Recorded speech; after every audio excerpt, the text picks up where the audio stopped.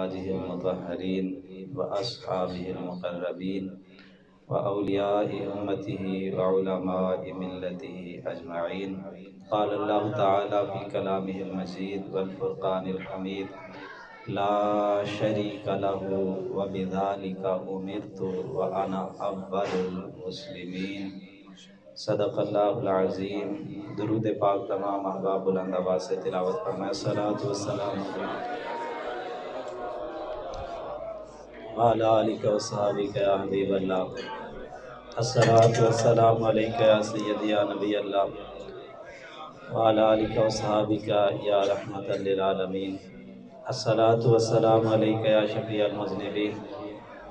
دائیاں مکے دیاں بڑا پچھتائیاں حلیمہ دے، نصیب جاگ پے بے قدراں نے قدراں نہ پائیاں حلیمہ دے، نصیب جاگ پے تے رب دیاں رحمتاں دے کولوں دور رہیاں سن۔ کون کہندا سونے نو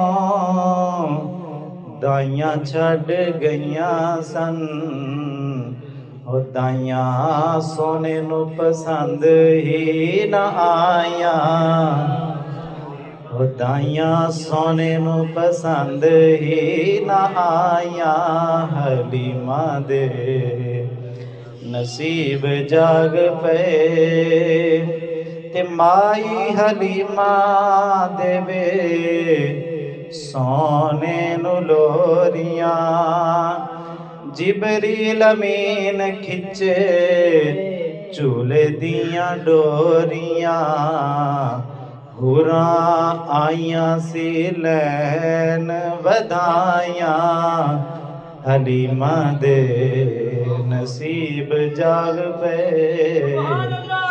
بے قدراں نے قدراں نہ پائیاں حلیمہ دے۔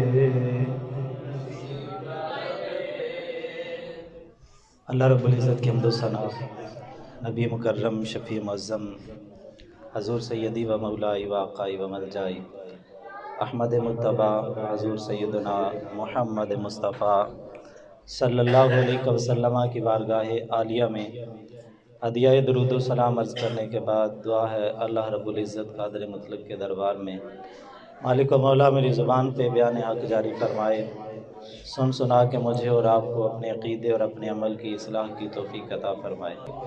بار بار یار آپ کو یہ میں عرض کرتا ہوں کہ محفل میں بیٹھے ہوں تو دل کا پیالہ الٹا نہیں ہونا چاہیے، اگر الٹا ہوگا پھر خالی رہے گا۔ یہ نبی پاک سرکار کے میلاد پاک کی محفل ہے، یہاں پہ اللہ کی رحمتوں کی برسات ہوتی ہے، صرف بارش بھی نہیں برسات ہوتی ہے، لیکن بات یہ ہے یار ہمارے دل کا پیالہ ہی الٹا ہے تو بھرنا تو نہیں، یہ تو خالی رہے گا۔ تو محفل پاک کے آداب کو ملحوظ خاطر رکھتے ہوئے اپنی توجہ، جیسے جسم موجود ہے ویسے اپنی توجہ کو بھی محفل پاک کے اندر موجود رکھا کریں۔ عزیز دوستو، میلاد پاک کا مبارک مہینہ ابھی شروع نہیں ہوتا تو سنیوں کو چاہ چڑھ جاتے ہیں، ایک عجیب سی خوشی اور تمکنت ہوتی ہے، اور جو ہی یہ مہینہ آتا ہے تو پھر خوشیاں دوبالا ہو جاتی ہیں،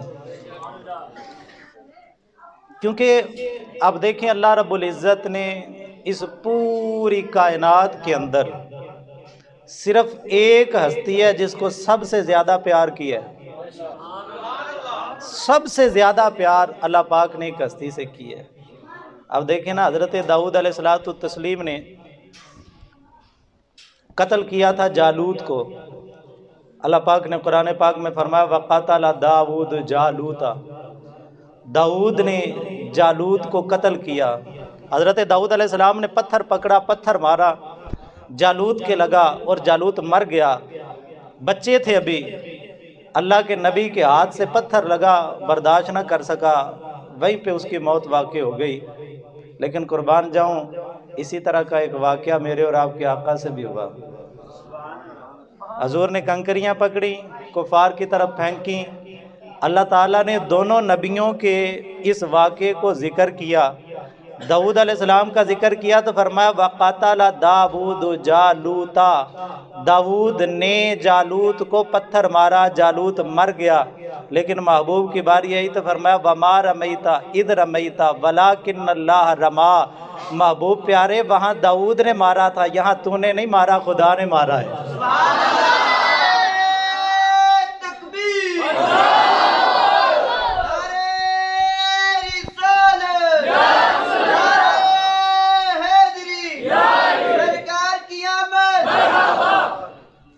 اتنا پیار کہ جن کے فعل کو اللہ اپنا فعل قرار دے۔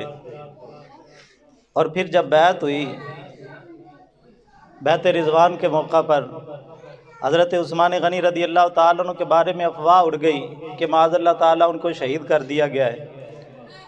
ایک بندہ مجھے کہنے لگا جی دیکھو اگر نبی پاک صلی اللہ علیہ وسلم کو علم غیب ہوتا تو پھر جب افواہ اڑی تھی تو حضور نے صحابہ کو اکٹھا کر کے بیعت کیوں لی تھی کہ اگر عثمان شہید ہو گئے تو ہم کافروں سے لڑیں گے، لڑے بغیر واپس نہیں جائیں گے۔ تو میں نے اس کو کہا یار بیوقوفا مجھے اتنا تو بتا، مصطفیٰ جان رحمت نے ایک ہاتھ اپنا رکھا اور فرمایا یہ مجھ محمد کی بیعت ہے، ایک ہاتھ اوپر رکھ کے فرمایا یہ عثمان کی طرف سے بیعت ہے۔ ابھی بھی تو نہیں مانتا کہ حضور کو پتہ نہیں تھا میرے نبی حضرت عثمان غنی کی طرف سے بیعت کر کے بتا رہے ہیں کائنات والوں میرا عثمان زندہ ہے اور مجھے پتہ بھی ہے۔ تو کریم آقا صلی اللہ علیہ وسلم نے بیعت رضوان کے موقع پر سرور عالم صلی اللہ علیہ وسلم نے صحابہ سے بیعت لی اور سرور عالم صلی اللہ علیہ وسلم نے اپنے ہاتھ بھی اس بیعت کے اندر شامل کیے۔ اللہ تعالیٰ نے قرآن نازل فرمایا ید اللہ فوق ایدیہم، اے حبیب یہ جو تو نے ہاتھ رکھا ہے یہ تیرا ہاتھ نہیں ہے، یہ خدا کا ہاتھ ہے۔ فعل کو خدا اپنا فعل قرار دے، ہاتھ کو اللہ اپنا ہاتھ قرار دے۔ وما ینطق عن الہوا، کہہ کہ اللہ زبان کو اپنا کلام قرار دے۔ یار اتنا پیار اللہ نے کیا کہ ان کے کلام کو اپنا کلام، ان کے فعل کو اپنا فعل، ان کے ہاتھ کو اپنا ہاتھ قرار دیا، اتنا پیار کیا اور پھر شانیں بھی بڑی دے دیں، انتہا کر دی اور ایسا خوبصورت بنایا، ایسا حسین و جمیل بنایا۔ وہ پنجابی کے شاعر نے کہا تھا رب نے وہ سچائی پن چھڑیا جدے وچ محمد نو ٹالیا سی۔ اللہ پاک نے ایسا حسین و جمیل بے مثل بے مثال بے عیب محبوب بنا کے کمی کوئی نہیں چھوڑ۔ محبوبوں میں ویسے ہی کمی ہو بھی تو نظر نہیں آتی، تو حضور میں تو اللہ نے ویسے ہی کمی کوئی نہیں چھوڑی۔ بے مثل محبوب بنایا اور کتنا مقام دیا۔ اعلیٰ حضرت فرماتے ہیں مصطفیٰ کریم علیہ الصلوۃ والتسلیم کے لباس مبارک کو جو مٹی لگ جاتی ہے، گرد جو سرور عالم صلی اللہ علیہ وسلم کے لباس مبارک پہ آ کے لگ جاتی ہے، مس ہو جاتی ہے، آپ فرماتے ہیں اب کوئی یہ نہ کہے کہ نبی پاک صلی اللہ علیہ وسلم کا لباس مبارک میلا ہے، معاذ اللہ تعالی۔ فرمایا کوئی یہ نہ کہے، یہ بھی گستاخی شمار ہوگی۔ اتنا مقام، اتنا مرتبہ، اتنی عزت، اتنی رفت، فرمایا میرے حبیب کے لباس مبارک پہ گرد لگ جائے تو حضور کے لباس کو میلا نہیں کہنا۔ عرض کی حضور پھر کیا کہنا ہے؟ فرمایا اگر خدا توفیق ادب دے تو یوں کہے کہ مٹی نے ان کے دامن رحمت میں پناہ لے رکھی ہے۔ اتنی عظمت، اتنی رفت، اتنا مقام، اتنا مرتبہ۔ آج فرانس والے اگر اس چاند کی طرف منہ کر کے تھوکیں گے تو گندگی انہی پہ پڑے گی، گندے خود ہوں گے۔ اور یہاں ابتدا میں یہ میں بات تھوڑی سی اصلاحی اس وجہ سے عرض کر رہا ہوں کہ یار بڑا دکھ ہوتا ہے، بڑی تکلیف ہوتی ہے، بار بار علماء اس سے روکتے بھی ہیں۔ گندی نالی ہے اور اس نالی کے اوپر گنبد خضرا کا ماڈل ہمارے عاشقوں نے رکھا ہوتا ہے۔ عشق کا دعویٰ کرنے والے گنبد خضرا شریف کا ماڈل گندی نالی کے اوپر، خانہ کعبہ کا ماڈل گندی نالی کے اوپر۔ اور عزیز دوستو، میلاد پاک کا مہینہ آیا گزر رہا ہے اور اگلے میلاد شریف آنے سے پہلے، اگلا میلاد شریف آنے سے پہلے توجہ فرمائیں، یہ اپنے دل میں عہد کریں، ایک تو میلاد شریف کے نام پہ بھیک نہیں مانگنی بچوں نے، یہ جو ٹوپیاں پکڑ کے گلیوں کے اندر کھڑے ہوتے ہیں اور چندے مانگ رہے ہوتے ہیں، بھیک مانگ رہے ہوتے ہیں، نبی پاک صلی اللہ علیہ وسلم نے مانگنے کو ناپسند قرار دیا ہے۔ یہ کس طریقے سے میلاد شریف کو بدنام کر رہے ہیں؟ یہ عہد کریں اگلے سال ایک تو یہ کام نہیں کرنا ٹوپیاں پکڑ کے مانگنے والا، دوسرا یہ جو پہاڑیاں اگر سجاوٹ وغیرہ کرنی ہے، گلیاں سجانی ہیں، سجائیں، کیونکہ اللہ نے بھی تو کائنات کو سجایا ہے نا۔ فلک خوبصورت سجایا نہ ہوندا، کسے شاید ابھی اتھے سایہ نہ ہوندا، کوئی چیز نہ ہوتی اگر خدا بند قدوس نے محمد مصطفیٰ کو نہ بنایا ہوتا۔ اور میرے بھائی ہم یہی تو بتانا چاہتے ہیں، کوئی پروگرام ہوتا ہے، کوئی فنکشن ہوتا ہے گھروں میں، معاملات ہوتے ہیں، شادی کا معاملہ لے لیں یا یہ جلسے کا معاملہ لے لیں، جلسہ رکھا جاتا ہے، تاریخ طے ہو جاتی ہے، ایک مہینے بعد جی ہماری مسجد کے اندر، ہمارے گھر کے اندر نبی پاک صلی اللہ علیہ وسلم کے میلاد شریف کی محفل ہے، فلانے مولوی صاحب نے آنا ہے، فلانے نعت خواں نے آنا ہے۔ اب جوں دن قریب آتے جاتے ہیں، جب تاریخ طے ہو گئی، تاریخ طے ہونے کے بعد ایک چاہ چڑھ جاتا ہے، ایک چاہت ہوتی ہے، تاریخ آنے والی ہے، جلسہ آنے والا ہے، اگر شادی ہے تو شادی کی فلاں تاریخ آنے والی ہے، اب اس کی تیاری کر لو، ایک شور ہوتا ہے، تیاری کر لو، کپڑے خرید لو، اور جناب والا اپنے بندوبست کر لو، کھانے کا بندوبست، مہمانوں نے آنا ہے ان کا بندوبست، فلاں کام کرنا ہے اس کا اہتمام کر لو، جلسہ آنے والا ہے، مولوی صاحب نے آنا ہے ان کے کھانے کا بندوبست، نعت خواں نے آنا ہے اس کے کھانے کا اہتمام، ان کو بٹھانا کدھر ہے، ان کے بسترے کا بندوبست، ان کی بیٹھنے کی جگہ کا اہتمام، اور پھر جناب والا ساؤنڈ والے کو کہہ دو فلاں کام کر لو، لنگر کا کیا اہتمام کرنا ہے، ایک ہلچل ہوتی ہے، ایک بے چینی ہوتی ہے، ایک شور شرابہ ہوتا ہے۔ جلسہ آنے والا ہے، جلسہ آنے والا ہے، جلسہ آنے والا ہے، ایک شور جلسہ آنے سے پہلے ہوتا ہے حضرت صاحب، اور ایک شور جلسہ جس دن ہوتا ہے اس دن ہوتا ہے۔ آنے سے پہلے بھی گلیاں سجتی ہیں، آنے سے پہلے بھی گلیوں میں لائٹنگ کی جاتی ہے، چراغاں کیا جاتا ہے، چونا بچھایا جاتا ہے، جلسہ آ رہا ہے، جلسہ آ رہا ہے، یار خدا کی قسم 1,24,000 کم و بیش انبیاء کا وظیفہ یہی رہا ہے، کوئی آنے والا آ رہا ہے، کوئی آنے والا آ رہا ہے، وہ آنے والا آ رہا ہے، وہ جن کی خاطر بزم ہستی کو سوارا تھا، وہ ہستی آنے والی ہے، حضرت آدم علیہ نبینا علیہ الصلوۃ والتسلیم سے لے کے، بلکہ یار میں کیا کہوں، میرے نبی کی تو بڑی شان ہے، میری نبی کی امت کے ہی بڑے چرچے ہوتے رہے ہیں، حضور کی امت کے بڑے چرچے۔ مارج نبوہ میں ملا معین وائز کاشفی رحمۃ اللہ تعالیٰ علیہ نقل فرماتے ہیں، آپ فرماتے ہیں کہ جب ابلیس لعین نے، اس سے پہلے اس کا نام عزازیل تھا، ایک جگہ پہ سر رکھتا 1000 سال سجدہ کرتا، اور 1000 سال کے بعد جب سر اٹھاتا تو اس جگہ پہ لکھا ہوتا لعن اللہ علی ابلیس، ابلیس پہ اللہ کی لعنت ہو۔ ابھی تک نام عزازیل ہے، ابلیس نہیں ہے، ابلیس پہ اللہ کی لعنت ہو۔ دوبارہ جس جگہ پہ سجدہ کرتا 1000 سال بعد سر اٹھاتا تو وہاں پہ بھی لکھا ہوتا لعن اللہ علی ابلیس، اور یہ بھی کہتا کہ اللہ کی لعنت ہو ابلیس پر، جو لکھا ہوتا وہی جملہ یہ بھی دہراتا۔ اور پھر تقدیر خدا بندی دیکھیں، وہ وقت آیا جب اللہ پاک نے اعلان فرمایا کہ اذ قال ربک للملائکہ انی جاعل فی الارض خلیفہ، اللہ پاک نے فرمایا میں خلیفہ بنانے والا ہوں، تو فرشتوں نے عرض کی مالک تو اس کو بنائے گا جو زمین میں فساد کرے گا؟ تو اللہ پاک نے فرمایا کہ جو میں جانتا ہوں وہ تم نہیں جانتے، جو میں جانتا ہوں وہ تم نہیں جانتے۔ جب یہ بات فرمائی تو فرشتوں نے اپنے اس سوال کو گناہ تصور کیا، اور گناہ تصور کر کے عرش کے گرد چکر لگانے لگے، اور ساتھ کیا لینے لگے لبیک اللہم لبیک اعتذر الیک، اے مالک وانا توب الیک، اے اللہ ہم حاضر ہیں، ہم سے گناہ ہو گیا، ہم سے غلطی ہو گئی، ہم توبہ کرتے ہیں۔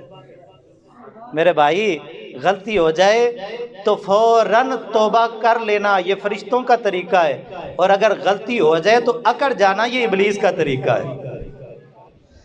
فرشتوں کی راہ پہ چلیں، ابلیس لعین کے رستے پہ نہ چلیں۔ تو فرشتوں نے جب یہ معاملہ کیا تو اللہ پاک نے فرمایا 70 سال فرشتے یہ طواف کرتے رہے اور توبہ کرتے رہے۔ 70 سال کے بعد اللہ تعالیٰ نے کلام کیا، فرمایا فرشتوں کیا تم مجھ سے معافی کے طلبگار ہو؟ فرشتوں نے عرض کی مالک ہاں، ہم تجھ سے اپنی اس خطا کی معافی طلب کرتے ہیں۔ تو رب قدوس نے فرمایا جاؤ، عرش کے نیچے سے ایک نہر چل رہی ہے، اس نہر کے پانی سے اس طریقے سے کرو کہ پہلے اپنے ہاتھ دو، پھر اپنے چہرے دو، پھر اپنے بازو دو، پھر اپنے سروں پہ ہاتھ پھیرو، پھر اپنے پاؤں بھی دھو لو۔ یہ کیا ہوتا ہے؟ یہ جو طریقہ ہے اس کو وضو کہتے ہیں۔ تو جب فرشتوں نے یہ عمل کیا تو اللہ پاک نے فرمایا جاؤ میں نے تمہارے سارے گناہوں کو معاف کر دیا، اس خطا سے میں نے درگزر کر دیا۔ تو فرشتوں نے عرض کی مالک یہ خاصیت ہمارے لیے ہے یا کسی اور کے لیے بھی ہے؟ تو اللہ پاک نے فرمایا تمہاری بخشش تو بہانہ تھی، اصل یہ عمل تمہارے لیے نہیں ہے، میرے محبوب کی امت کے لیے ہے۔ ابھی کائنات نہیں بنی میرے بھائی، ابھی تو حضرت آدم علیہ السلام کا خمیر بھی تیار نہیں ہوا، اس وقت بھی رب قدوس میرے پاک حبیب کی امت کے چرچے فرشتوں کے درمیان کر رہا ہے۔ میرے حبیب کی تو بڑی شان ہے، حضرت آدم علیہ السلام سے لے کے ہر نبی اگر نام محمد نہ یا ورد شفیع آدم نہ آدم یافتن توبہ نہ نو از غرق کے نجینا۔ حضرت عباس رضی اللہ تعالیٰ عنہ نے غزوہ تبوک سے واپسی پہ حضور کی بارگاہ میں عرض کیجیے حضور میرا دل کرتا ہے میں آپ کو نعت سناؤں، نعت سناؤں۔ سرکار نے فرمایا سناؤ۔ حضور سواری پہ سوار ہے، حضرت عباس جو حضور کے چچا بھی ہیں رشتے کے اندر، وہ آگے آگے چل رہے ہیں اور ساتھ نبی پاک صلی اللہ علیہ وسلم کی شان میں نعتیہ اشعار پڑھ رہے ہیں۔ اور اس نعت کا جو مفہوم تھا امام جلال الدین سیوطی رحمۃ اللہ تعالی علیہ نے اس کو ذکر کیا۔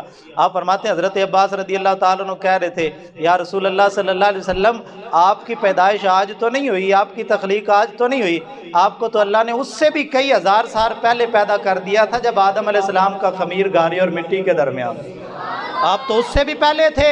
اور یا رسول اللہ آپ ہی کے نور اور آپ ہی کے اسم پاک کی برکت سے حضرت آدم کی توبہ قبول ہوئی، یا رسول اللہ آپ کے اسم پاک کی برکت سے حضرت نوح علیہ السلام کی کشتی کو کنارہ ملا، آپ کے نور کی برکت سے حضرت ابراہیم علیہ السلام پہ آگ گلزار ہوئی، آپ کے نور کی برکت سے حضرت اسماعیل علیہ السلام کو چھری کے نیچے سے نکالا گیا۔ اور یار یہ بات کہہ رہے ہیں حضرت عباس صحابی رسول اور سن رہے ہیں کل نبیوں کے امام، اور یہی عقیدہ اہل سنت و جماعت ہے۔ اور مصطفیٰ جان رحمت خاموش رہ کے مورے تصدیق ثبت کر کے کائنات والوں کو بتا رہے ہیں کہ اہل سنت و جماعت کا عقیدہ وہی ہے جو مصطفیٰ کے صحابہ کا عقیدہ ہے۔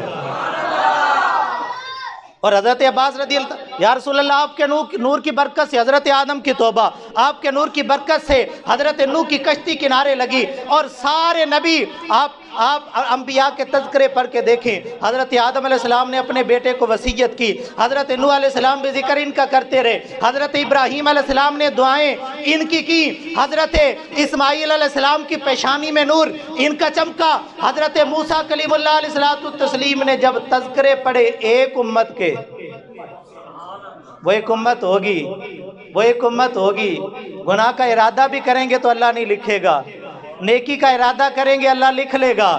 وہ امت ہوگی جو مال فے کھائے گی، وہ امت ہوگی جن کی اناجیل ان کے سینوں میں محفوظ ہوں گی، وہ ایک امت ہوگی کہ جو آئیں گے آخر میں اللہ شان سب سے زیادہ عطا فرمائے گا، وہ ایک امت ہوگی۔ یہ اس امت کے تذکرے ہو رہے ہیں، اور حضرت موسیٰ کلیم بار بار عرض کرتے ہیں مولا وہ امت میری نہیں بنا دیتا، اللہ پاک فرماتا ہے نہیں میرے موسیٰ وہ تیری نہیں، وہ میرے محبوب کی امت ہے۔ اس امت کے تذکرے حضرت عیسیٰ علیہ السلام نے فرمایا وَمُبَشِّرًا بِرَسُولٍ یَأْتِی مِن بَعْدِی اسْمُہُ احمد، میں بشارت دینے آیا ہوں۔ اور آپ جانتے ہیں طبہ ہمیری، یہ ہمیر کا بادشاہ تھا، یہ جناب والا مدینہ شریف آیا، 4000 علماء اس کے ساتھ ہیں، انہوں نے کہا کہ بھئی ہم نے نہیں ادھر سے جانا، اس نے کہا میری مصاحبت کو ترک کر کے اور دربار بادشاہ کے دربار کے عہدوں کو چھوڑ کے اس سرزمین میں کیوں رہنا چاہتے ہو؟ انہوں نے کہا ہم نے کتابوں میں پڑھا ہے یہ زمین وہ زمین ہے جہاں آخری نبی کی آمد ہونی ہے، جہاں نبی آخر الزمان آنا ہے۔ اس نے کہا پھر؟ انہوں نے کہا ہم نے تو یہیں پہ رہنا ہے، تیرا سنگ در جو نہ مل سکا، تیری راہ گزر پہ جبھی سہی، ہمیں سجدہ کرنے سے غرض ہے جو وہاں نہیں تو یہاں سہی۔ نعرہ تکبیر، نعرہ تکبیر، نعرہ رسالت، جشن آمد مصطفیٰ، میلاد مصطفیٰ۔ انہوں نے کہا ہم نے تو ادھر ہی رہنا ہے۔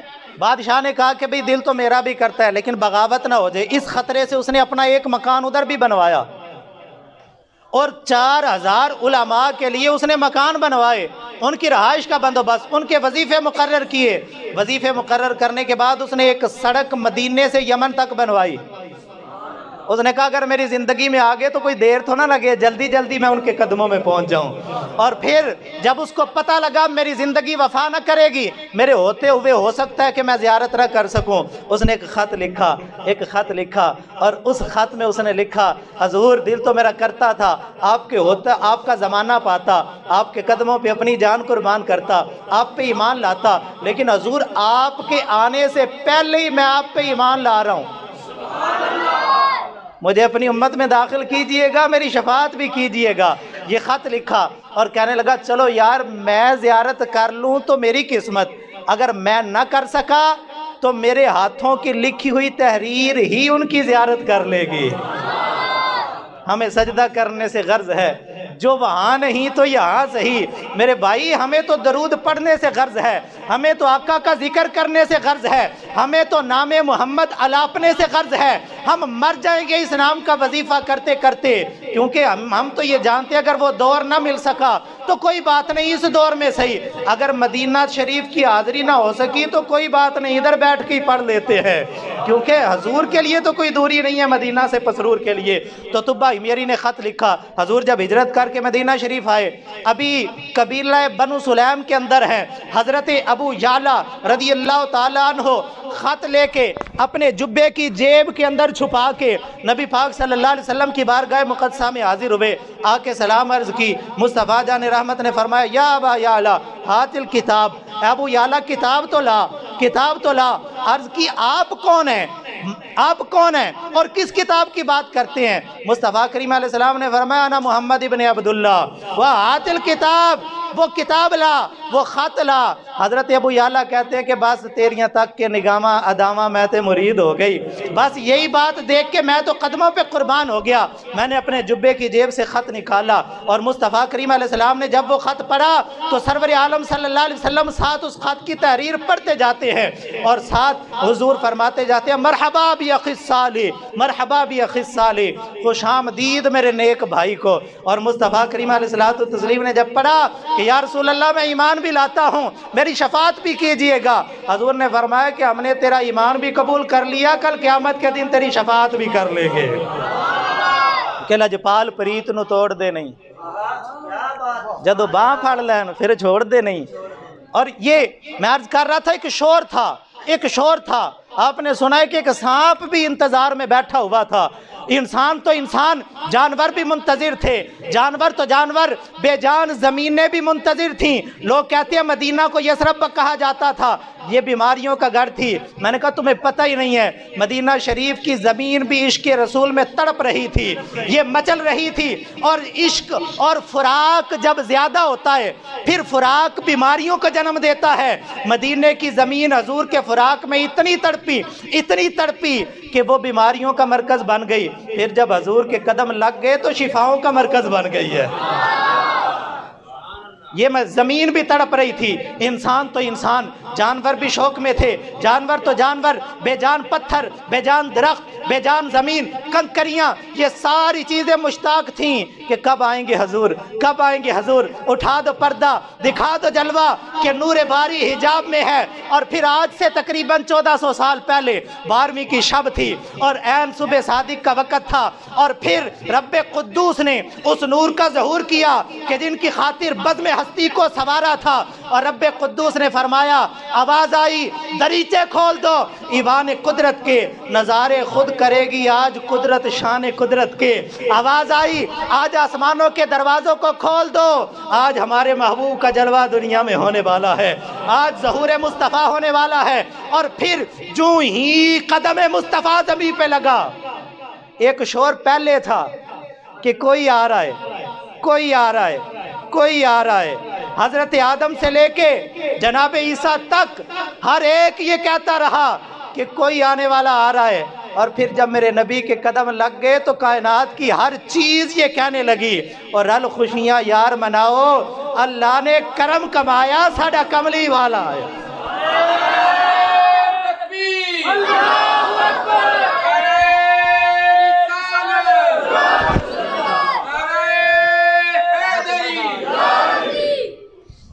یعنی پہلے یہ شور تھا کہ کوئی آنے والا آ رہا ہے، اور پھر جب حضور کا قدم لگا پھر کائنات کے اندر ہلچل مچ گئی۔ آپ جانتے کسرا بادشاہ کے محلات میں لرزہ آ گیا، فارس قدائے ایران بجھ گیا، اور جناب والا زمین کی تہوں سے لے کے اعلیٰ حضرت نے کمال کر دی۔ انہوں نے کہا عرش پہ تازہ چھیڑ چھاڑ، فرش پہ طرفہ دھوم دھام، کان جدھر لگا یہ آقا تیری ہی داستان ہے۔ حضور ہر طرف آپ کے چرچے، ہر طرف آپ کی شانیں، ہر طرف آپ کی بات، ہر طرف آپ کا ذکر، کائنات کا ذرہ ذرہ ذکر مصطفیٰ میں مشغول ہو گیا۔ نبی پاک صلی اللہ علیہ وسلم کی کائنات میں جلوہ گری پہ اللہ کا شکر ادا کرنے لگا کہ پہلے شور تھا کوئی آنے والا آ رہا ہے، جب حضور آگے پھر ہر طرف شور مچ گیا کہ آگے یہ مصطفیٰ، مرحبا مرحبا۔ اور آج تک 1400 سال گزرنے کے بعد ہم بھی تو یہی کہہ رہے ہیں، بھئی ہم پہ فتوے کیوں ہیں، ہم پہ فتوے کیوں ہیں؟ 1,24,000 نبی کہتے رہے وہ آ رہا ہے، اور جب آگے تو آج تک ہم یہ کہہ رہے ہیں کہ وہ آگے۔ سرکار کی آمد مرحبا، آمد مصطفیٰ مرحبا مرحبا، آگے مصطفیٰ مرحبا مرحبا۔ بھئی ہم یہی تو کہہ رہے آج تک، اور خدا کی قسم قیامت تلک خدا اہل سنت کو آباد رکھے۔ شعر میرے خیال سے کسی کو نہیں آتا۔ صدائیں درودوں کی آتی رہیں گی، جنہیں سن کے دل شاد ہوتا رہے گا، خدا اہل سنت کو آباد رکھے۔ کیونکہ بھئی ہم نے تو یہ اپنے بڑوں سے سنا ہے کہ پہلے یہ شور تھا اور اب یہ شور ہے، اور اب اعلیٰ حضرت نے تو یہ لوگ تو گھبرا جاتے ہیں 1 دن 2 دن 4 دن کی ان باتوں سے۔ اعلیٰ حضرت نے بڑا لمبا پروگرام دیا ہے۔ آپ فرماتے ہیں 1-2 دن نہیں، 1-2 سال نہیں، 1400 سال بھی نہیں۔ آپ فرماتے ہیں حشر تک ڈالیں گے ہم پیدائش مولا کی دھوم، مثل فارس نجد کے کل گراتے جائیں گے۔ آپ فرماتے ہیں تم تو 1400 سالوں سے گھبرا گئے ہو، ہم تو حشر تک اپنے آقا کی آمد کا تذکرہ کرتے رہیں گے، اور پھر حشر تک بھی ہم بس نہیں کریں گے۔ خلد میں ہوگا ہمارا داخلہ اس شان سے۔ آپ خلد جنت کو کہتے ہیں، اعلیٰ حضرت فرماتے ہیں خلد میں ہوگا ہمارا داخلہ اس شان سے، یا رسول اللہ کا نعرہ لگاتے جائیں۔ ہم تو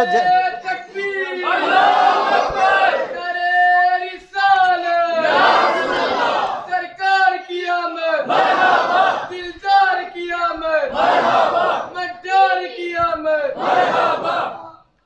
بھئی 1-2 دن سے گھبرانے کی بات نہیں ہے، ہم انشاءاللہ ہمارا بڑا لمبا پروگرام ہے، اور الحمدللہ ہمارا ایمان ہے کل قیامت کا دن ہوگا، پلے کچھ نہیں ہے، کوئی عمل نہیں ہے ہمارے پلے، لیکن اتنا جو ایمان ہے، یقین ہے، وجدان ہے کہ ہمارے گناہ وہ بے شمار ہیں، لامحدود ہے، اللہ نے پردے ڈالے ہوئے ہیں، لیکن کل قیامت کا دن ہوگا۔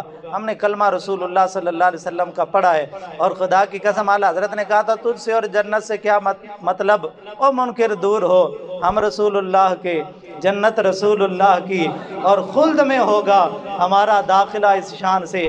رسول اللہ صلی اللہ علیہ وسلم کی سواری آگے آگے ہوگی، اور ابھی یہ اوپر بیٹھے میں یہ حدیث پاک عرض کر رہا تھا، کل قیامت کا دن ہوگا، اللہ پاک فرمائے گا محبوب محمد صلی اللہ علیہ وسلم، پڑھ لے درود پاک، اٹھو اور چلو جنت کی طرف۔